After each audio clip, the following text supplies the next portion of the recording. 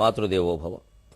నీలమేఘముడాలు భోలు సేయ గజాలు మేని కాంతులు మాకు స్నానమనగా, మోహాంధకారాన మొట్టికాయలు వేయు తిరుపాదముల కాంతి దీపమనగా, చాలు చాలనలేని సరసిజమ్ముల తేనె అమ్మ చల్లని చూపే అన్నమనగా, సంయదక్షిణముల దేవ్యనుగ్రహమున్న 16 సేవల భాగ్యమనగా, ఆమణిద్వీపమందున్న ఆదిశక్తి నా మనోద్వీపమందున్న నవ్య కవితను ఎప్పుడు కొడిగట్టకుండంగ కృపను జోచు ముజ్జగమ్ముల లీల శంభుస్వలీల, ముజ్జగమ్ముల లీల శంభుస్వలీల. ఏబిఎన్ ఆంధ్రజ్యోతి ప్రేక్షక మహాశయులందరికీ నవజీవన వేదం అనే కార్యక్రమంలో 818వ భాగానికి స్వాగతం పలుకుతున్నాం. కాదనుటో అవుననుటో ఏదో ఒక కారణమున ఎల్లరు మార్క్సున్ వాదమ్ముల భజించిరి, కాదన్న తుఫాను గాలి కదిలింపదుకో, కాదన్న తుఫాను గాలి కదిలింపదుకో.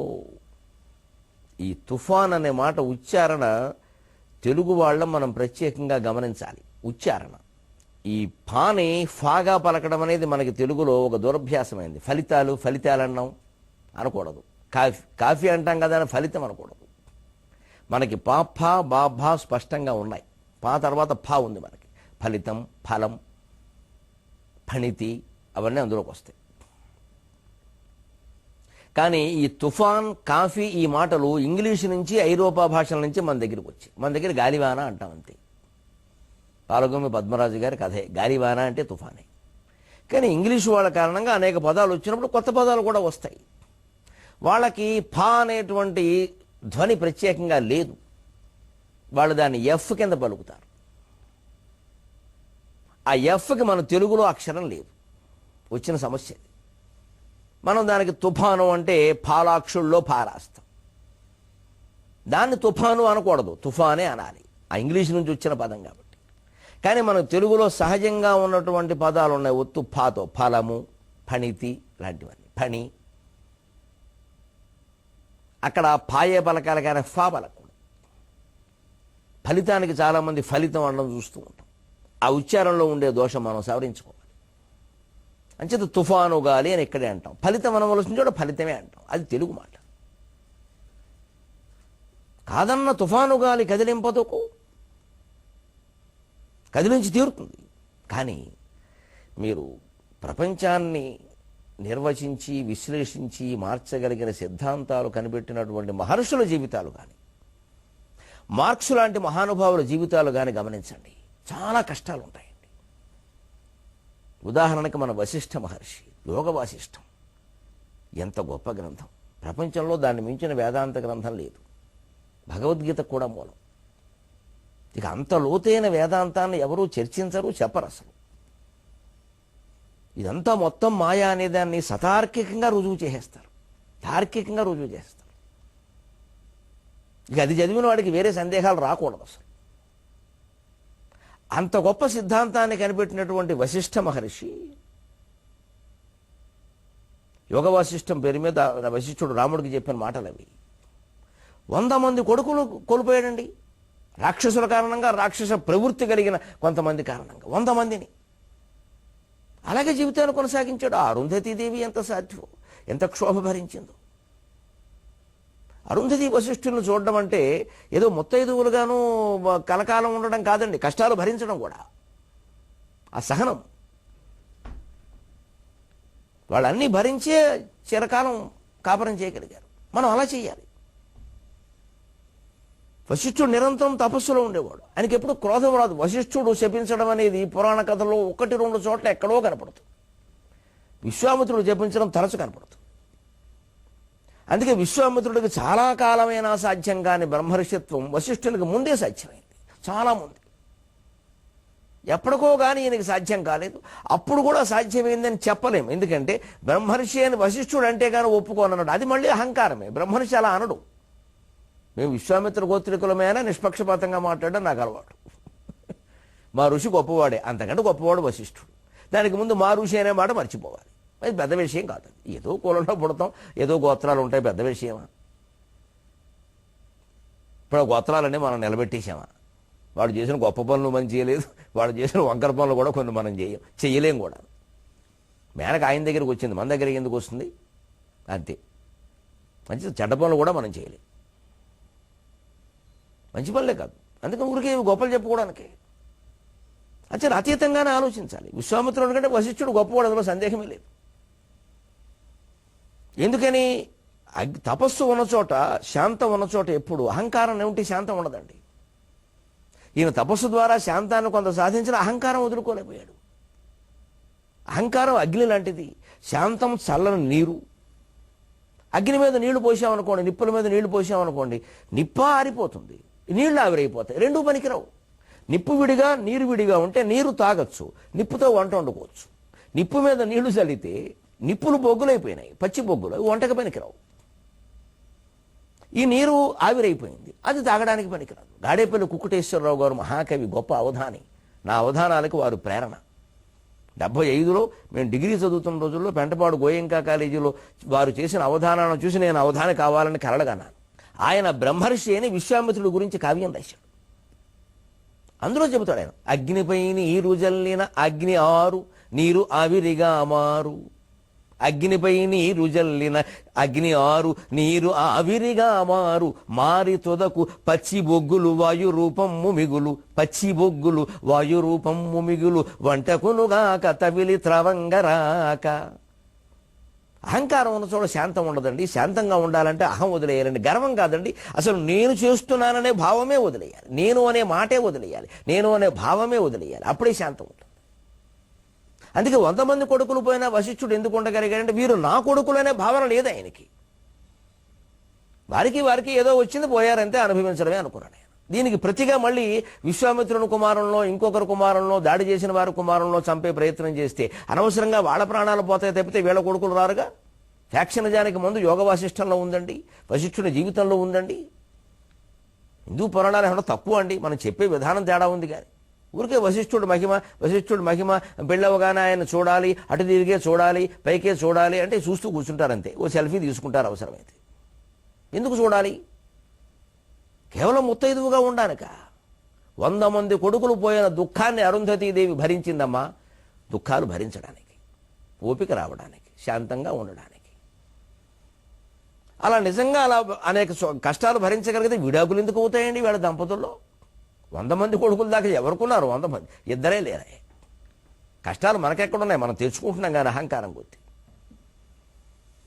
అందుకని అరుంధతి వశిష్ఠులను చూడమంటే అదేదో సెంటిమెంట్ చేసేసి అక్కడి నుంచి ఉదయమా సాయంత్రమా నిలబడ్డారా, ఎడం పక్క నిలబడిందా లేదా, ఇది పెద్ద విషయం అయిపోయింది ఇక్కడ. ఇదే కర్మకాండకి జ్ఞానకాండకి తేడా. నేను మొదటి నుంచి మొత్తుకుంటున్న విధానం అంతా ఇదే. ఈ నుంచోడాలు, తీడాలు, ఆ ముహూర్తాలు, వాటికి ప్రాధాన్యం ఇవ్వకండి. సారాంశం ఏమిటి, ఎందుకు చూడమన్నారు ఆయన చెబుతాడు స్పష్టంగా. ఎందుకు విశ్వామిత్రుడు తపస్సు ఫలించట్లేదు ఏమిటి అని అరుంధతి వశిష్ఠుని అడిగితే బ్రహ్మర్షి కావ్యంలో కుకుటేశ్వరరావు గారు రచించిన దాంట్లో వశిష్ఠుడు చెబుతాడు, శాంతము చల్లని నీటి లాంటిది అరుంధతి. చల్లని నీరు శాంతగుణం అంటే అహం అనేది అగ్ని లాంటిది. అగ్ని నీరు ఓ చోట ఉండలేవు. అగ్ని మీద నీళ్లు జల్లేవనుకో, కొంపట్లో బొగ్గులు మండుతున్నాయి, వాటి మీద నీళ్లు జల్లేవనుకో బొగ్గులా ఆరిపోయి వంటకు పనికి రాకుండా. వంట అయిపోయాక జల్లితే పర్వాలా మామూలుగా, పోనీ నీరేమైనా ఉపయోగపడిందా? నీరు ఆవిరైపోయింది. అది విడిగా ఉంటే బొగ్గులతో నిప్పులతో వంట వండుకోవచ్చు, ఈ నీరు తాగొచ్చు. అగ్ని ఆరిపోయింది, నీరు ఆవిరైపోయింది. చివరికి ఏమైంది? పచ్చి బొగ్గులు వాయు రూపము మిగులు. పచ్చి బొగ్గులు మిగిలాయి, వంటకు పనికిరావు. నీరు వాయు రూపంలో పొందింది, అది తాగడానికి పనికిరాదు. రెండింటి ప్రయోజనాలు దెబ్బతున్నాయి. అంచేతను పొయ్యి ఆర్పవలసిన ఒకే ఒక తప్పనిసరి అవసరంలో తప్పితే నిప్పుల మీద నీళ్లు చల్లదు. అసలు నిప్పులు ఉన్న చోట నీళ్లు ఉండలేవు, నీళ్లు ఉన్న చోట నిప్పు ఉండలేదు, కష్టం. అందుకే మనకి శాంతంగా ఉండాలి, శాంతము లేక సౌఖ్యము లేదు అని త్యాగరాజస్వామి అన్నారు. మనం శాంతం కావాలంటే ఈ నేను అనేది వదిలేయాలి మాటికి. ఏదో పేరంటానికి పిలిచారు, పిలిస్తే వెళ్ళా, లేకపోతే లేదు. మళ్ళీ వారెవరో కనపడగానే మమ్మల్ని ఎందుకు పిలుస్తారు? ఇదే అహంకారం అంటే. పిలవకపోతే ఏమైంది? 1 గంట కలిసి వచ్చింది, ఇంట్లో కూర్చుంటాం, పిలిస్తే పెడతాం. ఓసారి పిలవలేదు, ఇంకోసారి పిలిచినప్పుడే పెడతాం. ఇదివరకు ఎందుకు పిలవలేదని అనము. ఈ గొడవలన్నీ ఇందుకే వస్తాయి గమనించండి. ఇప్పుడు 2 పెళ్ళిళ్ళు అయినా వాళ్ళు ఇంట్లో పిలిచారా, ఇప్పుడు ఎందుకు వెళ్తాం అని పిలిచినా వెళ్ళాం. అప్పుడు వారేమనుకుంటారు, ఇగో పిలవలేదన్నారు, మీరు పిలిస్తే వచ్చింది ఆవిడ అంటుంది ఈవిడ భర్తతోటి. ఎప్పటికి తెమలు ఇవి తాగాదాలు. 2 పెళ్ళిళ్ళకి మన 2 శుభకార్యాలకు మనని పిలవాలా, 3వ దానికి పిలిచారు. మనకు ఆ గొడవ ఎందుకు, పిలిచిన దానికి వెళదాం వెళ్ళగలిగితే. ఇదివరకు పిలవలేదు కాబట్టి ఇప్పుడు పిలిచినా వెళ్ళకపోవడం ఉంది, అదే అహం, అది గర్వం కాదు. నన్ను గుర్తించట్లా. ఇదేనండి బ్రహ్మర్షిత్వానికి ఆటంకం. మన కావ్యాలు పురాణాలు ఇంత చక్కని కథలు మనకు అందిస్తున్నాయి ఉదాహరణలతో. అన్ని కష్టాలు పడినటువంటి వశిష్ఠుల్లాగే మార్క్స్ కూడా కదిలించిన మహనీయుడు కదలెను కనెలెను దినములు గడవక, సాగర ఘోష కవి అందిస్తున్నాడు మార్క్స్ కష్టాల గురించి. మహానుభావులు ఎంతెంత కష్టాలు పడ్డారో గమనించండి అయ్యా. ఊరికే ఏమీ సిద్ధాంతాలు రాలేదు. చెమటోడ్చినటువంటి కర్షకుల గురించి కార్మికుల గురించి మాట్లాడిన మార్క్స్ ఎన్ని కన్నీళ్లు గార్చాడోనండి జీవితంలో. ఎంత గుండెదిటవగలిగిన మనిషి, ఎంత నేర్చుకోవాలి స్వదేశీయులైన విదేశీయులైన ఇటువంటి మహానుభావుల గురించి. కదిలించిన మహనీయుడు కదలెను కనెలెను దినములు గడవక, అయినన్ వదలడు పరిశోధనమును తుదిదాకను దోపిడీని త్రుంచెడు దాకన్, వదలడు పరిశోధనమును తుదిదాకను దోపిడీని త్రుంచెడు దాకన్. ఇంతగా లోకాన్ని కదిలించిన సిద్ధాంతాన్ని కనిపెట్టినటువంటి కార్ల్ మార్క్స్ కదిలించిన మహనీయుడు కదలేను కనలేను దినములు గడవక. రోజు గడవడం కష్టమైందండి, చాలా పేదరికంలో ఉండేవాడు ఆయన. ఆయనను వదలడు పరిశోధనము, ఆయన పరిశోధన మామూలు పేదరికం కాదండి. కన్న కూతురు చనిపోతే శవపేటికి డబ్బులు లేవండి ఆయన దగ్గర, ఎవరెవరో సాయం చేయాల్సి వచ్చింది. అదండి ఆయన స్థితి. ఆ స్థితిలో ఇంత గొప్ప సిద్ధాంతం కనిపెట్టాడు ఆయన. విదేశీయులు కనిపెట్టిన సిద్ధాంతాలన్నీ రాక్షస సిద్ధాంతాలంటే ఎలాగా? భగవంతుడు ఈ ఒక్క దేశంలోనే ఉంటాడా, ఇంకెక్కడా ఉండడా? అలా అయితే భగవంతుడు అనే సిద్ధాంతమే తప్పు. విశ్వం విష్ణువు అన్నారే, భారతదేశం విష్ణువు అనలేదే. భారతదేశమే విష్ణువు అనలేదే, విశ్వం విష్ణువు. మనమంతా రోజు చదువుతున్నాం విశ్వం విష్ణు వశకారో భూత భవ్య భవత్ ప్రభువు. మరి ఏమిటి అర్థం? ఆ విశ్వంలోంచి అమెరికా రష్యాలు ఉండవా? ఎందుకు ద్వేషించాలి? ద్వేషిస్తే ఏమైనా ప్రయోజనం కలిగిందా? ఇవాళ అమెరికా చేతుల్లో మన బతుకులు అన్నీ ఉన్నాయి. ట్రంప్ గారి దయ లేకపోతే మొత్తం దుంప దిగుతుంది అందరికీ, ఇక్కడికి రావాల్సిందే. అంత సామరస్యంగా ఆలోచించకపోతే ఏదీ తెగదు. ద్వేషిద్దాం, అన్ని నాగరికతల్ని ద్వేషిద్దాం, అన్ని మతాలని ద్వేషిద్దాం, అన్ని దేశాలని ద్వేషిద్దాం. దీంతో మనకేమైనా నడుస్తుందా? ఎక్కడ వేసేది వాళ్ళ వేషమే, మాట్లాడేది వాళ్ళ భాషే, వాడేవన్నీ వాళ్ళ వస్తువులే, పనిచేసేది కూడా చాలామంది వాళ్ళ దేశాల్లోనే. ఇంకెందుకు ద్వేషం? మనమన్నీ వదులుకుని వాళ్ళవే అనుసరిస్తున్న తర్వాత ద్వేషం దేనికి? ఊరికే మాటల్లోనా? ఎందుకు? అది ఉపయోగం ఏంటి? మనకి రక్తపోటు గుండెపోటు రావడం తప్ప. అర్థం చేసుకుంటే నాకు మహర్షుల జీవితాలకి మార్క్స్ జీవితానికి తేడా కనపడలేదు. నేను చరిత్ర చదివే చెబుతున్నాను. ఈ కావ్యం కోసం చాలా చదవాల్సి వచ్చింది, చదివాను చాలా ఓపికగా. 2 ఏండ్లు చదువంగబట్టెను జగద్వృత్తాంతముల్లోతుగన్ 2 ఏండ్లు రచయింపబట్టెను అని ముందే చెప్పాను అవతారికలు.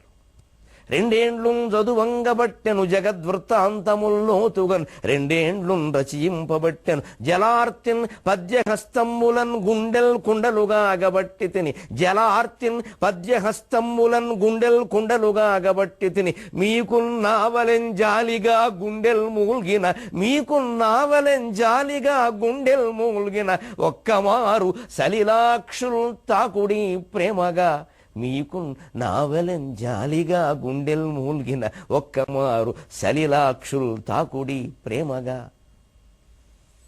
నాకు మళ్ళీ మీకు కూడా పంచభూతాల మీద ప్రత్యేకించి జలం మీద సానుభూతి ఏర్పడితే ఆ నీటి కళ్ళు తాకండి అమ్మా చాలు. ఆ నీళ్ళను పవిత్రంగా భావించండి. పసుపు కుంకుమ వేసి గౌరవించడం కాదండి పవిత్రంగా భావించడం. మన దగ్గర అదో కూడా మళ్ళీ ఓ దీపం పెట్టేస్తారు, పసుపు పోసేస్తారు, కుంకుమ పోసేస్తారు. నీటిని గౌరవించడం అంటే తక్కువగా వాడడం, అనవసరంగా వాడకుండా ఉండడం, అది నీటిని గౌరవించడం. ఎందుకంటే నీరు ఉన్నదే తక్కువ. మనల్ని గౌరవించడం అనగానే ముందు పసుపు కుంకుమ మొత్తైదువా చీర అంతే, గాజులు, ఇంకేం దోషం. ఇంకా నీటిని గౌరవించడం అంటే నీటిని తక్కువగా వాడడం. వాయువుని గౌరవించడం అంటే వాయుదేవుడికి పూజ చేయడం, అంటే గాలి కలుషితం కాకుండా చూడడం. మన ఇంట్లో మనం వాడే వస్తువుల వల్ల ఏ రకంగా కలుషితం అవుతుందో చూసుకుని వాటిని తగ్గించుకోవడం. ఆకాశాన్ని కలుషితం చేయకుండా ఉండడం అంటే అత్యవసరమైతే తప్ప మోటార్ సైకిల్ ఎక్కకుండా ఉండడం. అది ఆకాశాన్ని పూజించే విధానం. అందుకని ఆకాశాయ నమః, ఆకాశాయ నమః, గగనాయ నమః, శూన్యాయ నమః. ఎందుకంటే ఏం ఉపయోగం ఇవన్నీ? బండి తక్కువ వాడు, అది ఆకాశాన్ని గౌరవించినట్టు. భూమిని గౌరవించడం అంటే మలమూత్రాలతో బహిరంగ మల విసర్జన చేసి దుర్భరం చేయకుండా ఉండడం, బంధుపాత్రలు పెట్టకుండా ఉండడం. అందుకని భూదేవి కళ్యాణం చేయడం కాదు, భూమిని గౌరవించడం. పంచభూతాలని గౌరవించే విధానం ఉందండి. అగ్నిని గౌరవించడం అంటే అగ్నిని కలుషితం చేయకుండా ఉండడం, విద్యుత్తును చాలా తక్కువగా వాడడం, వెలుతురు వస్తున్నంతసేపు కిటికీలు తీసి ఉంచడం, అత్యవసరమైతేనే విద్యుత్తును వాడడం. విద్యుత్తు కూడా అగ్నే కదా, అది అగ్నిదేవుడిని గౌరవించడం. అందుకని అగ్నిదేవుడు అని ఒక విగ్రహం తయారు చేసి ఆయనకి ఎర్రటి బట్టలు కప్పుతూ కూర్చుంటామా? యజ్ఞంలో అగ్నికి స్వాహాకారం వేసేటప్పుడు ఏ మంత్రం చదువుతారో, ఏ పదార్థం వాడతారో, ఎలా అర్పిస్తారో దాని అర్థం గమనించండి. అగ్ని ఉద్దీప్తం కావడానికి వాడవలసిన పదార్థం అది. అగ్నికి దండం పెడుతూ కూర్చోవడం కాదు, అగ్నికి ఆలయం కట్టించి చుట్టూ తిరగడం కాదు. ప్రకృతి శక్తులను బలీయం చేయడం కోసం యజ్ఞాన్ని కనిపెట్టి చేయవయ్యా అంటే దానిలో సెంటిమెంటే చేసాం మనం. వాడెవడకో కొడుకు పుట్టడానికి యజ్ఞం, వీడెవడకో పెళ్ళి అవ్వడానికి యజ్ఞం. ఎందుకు ఆ యజ్ఞాలు? పోనీ అంత చేసిన వాళ్ళకి ఏమైనా రామచంద్రుడు లాంటి వాడు పుట్టాడా? వీడో భామాచంద్రుడు పుట్టాడు ఇక్కడ. ఓ పక్షంలో వెలిగి ఓ పక్షంలో ఆరిపోయే చంద్రుడు పుట్టాడు, రామచంద్రుడు పుట్టాల. అపూర్వమైన శాస్త్రజ్ఞానాన్ని మన ఋషులు మనకు అందిస్తే దాన్ని సెంటిమెంట్ చేసి పారేసాం మొత్తం. ఈ సెంటిమెంట్లకు వ్యతిరేకమైన వాళ్ళందరూ మనకు శత్రువులుగానే కనపడతారు. మన దృష్టే మార్చుకోవలసింది. ఎన్ని కష్టాలు పడ్డాడండి. కూతురు శవపేటికి డబ్బులు లేవా? చదివి నేను ఆశ్చర్యపోయి ఇటువంటి మహానుభావులు ఎన్ని కష్టాలు పడ్డారా వీళ్ళు. భార్య జెన్నీ అందించినటువంటి అనురాగం, మిత్రుడు ఎంగిలిస్ అందించినటువంటి స్నేహం. భార్య ఒక నిధి మార్క్స్కి, మిత్రుడు ఒక పెన్నిధి ఎంగిలిస్. అవి రెండు ఆయనకు ముందుకు నడిపించాయి. ఇన్ని కష్టాల్లో ఉన్నవాడే మేనిఫెస్టో రచించాడు. ఎటువంటిదా మేనిఫెస్టో? Communist manifesto. పాటల వర్ణ చక్రము, ఎరుపు ఎరుపు ఎరుపు. ఎందుకంటే తిరుగుబాటు చేసిన వాళ్ళ మీద ఆయుధ ప్రయోగం చేస్తే కనిపించేది నెత్తురు. ఆ నెత్తురు రంగు ఎరుపు. అందుకని కష్టజీవికి సంకేతంగా కమ్యూనిస్టులు ఎప్పటికీ ఎర్ర జెండా పట్టుకుంటారు. నమస్కారం చేయాలి, భక్తిగా నమస్కారం చేయాలి. కమ్యూనిజం ఆంధ్రదేశంలో బాగా విజృంభించిన రోజులు ఉన్నాయండి. 1964-65 ప్రాంతాల్లో అసలు కమ్యూనిస్టు పార్టీ ఆంధ్రదేశంలో అధికారంలోకి వస్తుంది అనుకున్నారు. అంత విజృంభణగా ఉందండి. అప్పుడు కృష్ణా గుంటూరు జిల్లాలు కమ్యూనిజానికి పెద్ద గడ్డగా ఉండేవండి. ఇప్పటికీ చాలామంది కమ్యూనిస్టులు అక్కడే ఉంటారండి. విజయవాడలో ఇప్పటికీ 2-3 నియోజకవర్గాల్లో కమ్యూనిస్టుల ప్రాబల్యం చాలా ఉంటుందండి. అక్కడ సిపిఐ వాళ్ళకి బాగా ప్రాధాన్యం. అక్కడ నేను ఇటీవల తెలుసుకున్న ఒక ఆశ్చర్యకరమైన విషయం, ఈ సిద్ధాంతాన్ని నమ్మిన వాళ్ళు ఇంత పవిత్రంగా ఉంటారా? నేను ఇటీవల ఏదో ఒక కార్యక్రమం నిమిత్తం తాడేపల్లిగూడెం పెడితే అక్కడ గుంటూరుకు చెందిన ఓ దంపతులు కనబడ్డారు. ఏదో పెళ్ళిళ్ళు, ఆచారాలు, ముహూర్తాలు అన్నీ వచ్చి అసలు ఇప్పుడు యువతరంలో జరుగుతున్నవి రకరకాలుగా విడాకులు అవుతున్న విషయాలు అనేక ఏవో చర్చకు వచ్చి గదిలో కూర్చొని మాట్లాడుతుంటే ఏదో మాట్లాడుతాం. పెద్దవాళ్ళు వాళ్ళకు ఒక 80 ఏళ్ళు ఉంటాయి ఇద్దరికి కూడా. ఆవిడకి ఒక 80 ఉంటాయి, ఆయన కూడా 70 ఉంటాయి, ఆయన కూడా 75-80 ఉంటాయి. మేము కమ్యూనిస్టు సిద్ధాంతాలు బాగా ఉన్నప్పుడు పెళ్లి చేసుకున్నాము నరసింహారావు గారు. ఆ ఇళ్ళాలు చెబుతుంటే నాకు మా పెద్దక్క నాతో మాట్లాడుతున్నట్టు అనిపించింది. నాకు మాకేం తెలియదండి, పెద్దవాళ్ళు చెప్పారు, ఆయన ఏదో నాయకుడు చేసుకోవే అన్నాడు. మా నాన్న చేసుకున్నానండి, దండలు మార్చుకున్నామండి, మేము ఎప్పటికీ బాగానే ఉన్నామండి, 5గురికి అన్నామని చెప్పింది. నాకు ఎంత నవ్వు వచ్చిందో నిజంగానే, ఎంత ఆనందం కలిగిందో. అసలు కేవలం దండలు మార్చుకున్న వాళ్ళు అంత విశ్వాసంతో పరస్పరం అనుబంధంతో కాపరాలు చేశారే. ₹1,00,00,000 ఖర్చు పెట్టి పెళ్లిళ్ళు చేస్తున్నాం, ఒక పురోహితుడికి 10 మందిని పడుతున్నాం. మనం దండలు మార్చుకోవడం ఏంటంటే మొత్తం పందిరంతా దండలు వేసేస్తున్నాం. అనుబంధాలు దండల్లోనూ ముహూర్తాల్లోనూ ఉండవండి, మనసులో ఉంటాయి. మరి కమ్యూనిస్టులు నాస్తికులు అంటారే, మరి వాళ్ళు బాగానే ఉన్నారే. కమ్యూనిజం బాగా ఉన్న రోజుల్లో పెళ్లి చేసుకున్న వాళ్ళందరూ ఇప్పుడు బాగానే ఉన్నారండి, వాళ్ళు బాగానే ఉన్నారండి. సుందరయ్య గారు మహానుభావుడు ఉదాహరణ. పెళ్ళెప్పుడో చెప్పాడు, భార్యకి మనకు సంతానం ఉండరు, మన ఇంటిని పార్టీ కార్యాలయానికి ఇచ్చేయవలసిందే. నా జీవితాన్ని నీకు ఇచ్చానయా, నీ ఇష్టం అని చెప్పింది శారదాదేవి రామకృష్ణ పరమహంసకు చెప్పినట్టే. ఏం తేడా లేదండి. మనం ఆలోచిస్తే త్యాగమూర్తులు అందరూ ఒక్కటేనండి. భక్తులైతే కావచ్చు, కాకపోవచ్చు. భక్తుడు కాకపోవడం అంత నేరమేం కాదండి. భక్తుడు అయిపోవడం ఒక్కటే గొప్ప విషయం కాదండి. జీవితం పట్ల ఎలా ఉన్నాడు, సాటి మనుషుల పట్ల ఎలా ఉన్నాడు, అందరి పట్ల ఆయన దృక్పథం ఎలా ఉంది. కులాహంకారం, మతాహంకారం, ప్రాంతాహంకారం, ఐశ్వర్యాహంకారం ఇటువంటివి ఏమైనా ఉన్నా ఇది ఆలోచించాలి భక్తి అంటే. కానీ ఆయన రోజు పొద్దున్న పూజ చేస్తే కానీ బయటికి రాకండి, లోపలే ఉండమనండి. మిగిలినప్పుడు కూడా ఎవరు రమ్మన్నారు బయటికి? ఎందుకు రావడం? ఆ లోపల కూర్చోమనండి. అది పెద్ద విషయమా? దానికి అంత ప్రాధాన్యం ఇవ్వాలా? మంచిదే, పొద్దున్న ఒక నియమం, అదో క్రమశిక్షణ. ఎందుకంటే దాని ద్వారా కాస్త కొత్త విషయాలు తెలుస్తాయి. ఒట్టి పూజ చేస్తే తెలియదు, 4 పుస్తకాలు చదివితే తెలుస్తాయి. జీవితాన్ని సరిదిద్దుకుంటాడు. ఈ గంట పూజా కార్యక్రమం వల్ల 23 గంటల ప్రపంచాన్ని బాధ పెట్టకుండా ఉంటాడు. ప్రపంచం అంతా ఒకటే నా గ్రంథంలో ఉంటుంది కాబట్టి అది ఈయన గ్రహిస్తే ఒట్టి పువ్వులు అక్కడ పెట్టి 2 పువ్వులు చెవిలో పెట్టుకుంటే వచ్చేది ఏం లేదు, ఇక్కడ ఫోటో మిగులుతుంది. అందుకే ఆయన కనిపెట్టిన వర్ణ చక్రం ఎరుపు రంగు, పాటల వర్ణ చక్రము విపాటన దక్షము గొప్ప విస్ఫోటము మేనిఫెస్టోయన. పాటల వర్ణ చక్రము విపాటన దక్షము గొప్ప విస్ఫోటము మేనిఫెస్టోయన. పొంగును నెత్తురులే నయాగరా పాటవ వేగమందుగల పాఠ సమూహము. నయాగరా పాటవ వేగము అందుగల పాఠ సమూహము. దాని చూచుచో కూటికి లేనివాడు గిరికూటమునెత్తును అకుంఠితాత్ముడై. కూటికి లేనివాడు గిరికూటమునెత్తును అకుంఠితాత్ముడై. ఎంత రుణపడి ఉన్నామండి శ్రామిక జాతికి, కష్టపడేవాడికి, చెమటోడ్చేవాడికి, గోనెగుడ్డ కట్టుకుని తారు రోడ్డు మీద రోడ్డు వేస్తున్నవాడికి, తారు పోస్తున్నవాడికి. వాళ్ళని ఎలా హీనంగా చూస్తామండి, వాళ్ళ కర్మను వదిలేస్తామండి. నిన్నటికి నిన్న పత్రికల్లో చూసిన వార్త ఎంత బాధ కలిగించిందో. మొత్తం పారిశుధ్య రంగంలో ఉన్న కార్మికులందరికీ, ముఖ్యంగా తెలంగాణ రాష్ట్రానికి సంబంధించి ఇచ్చారు, ఎక్కడైనా అలాగే ఉంటారు. అన్ని శ్వాసకోశ వ్యాధులే పాపం. మనకెవరికైనా అవి ఉన్నాయండి.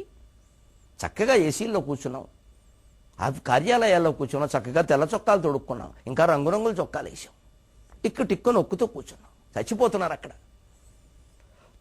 వాడు ఎప్పుడో దసరాకు వచ్చి మామూలు అడిగితే నువ్వు ఎప్పుడొచ్చావు, ఇప్పుడు వస్తున్నావు, ఈ 30 రూపాయల మామూలుకి నీకు మొత్తం రోజు హాజరు కనిపించాలా? ఏదో ఇచ్చి పారేస్తే పోలా? అంత దోచేసుకుంటున్నారా వాళ్ళు ప్రపంచాన్ని మున్సిపాలిటీ కార్మికులు?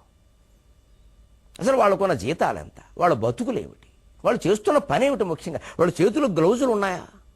కాళ్ళకి బూట్లు ఇచ్చారా? ముఖానికి ఏమైనా మాస్కులు ఉన్నాయా? ముక్కుకి ఏమైనా గుడ్డలు ఉన్నాయా?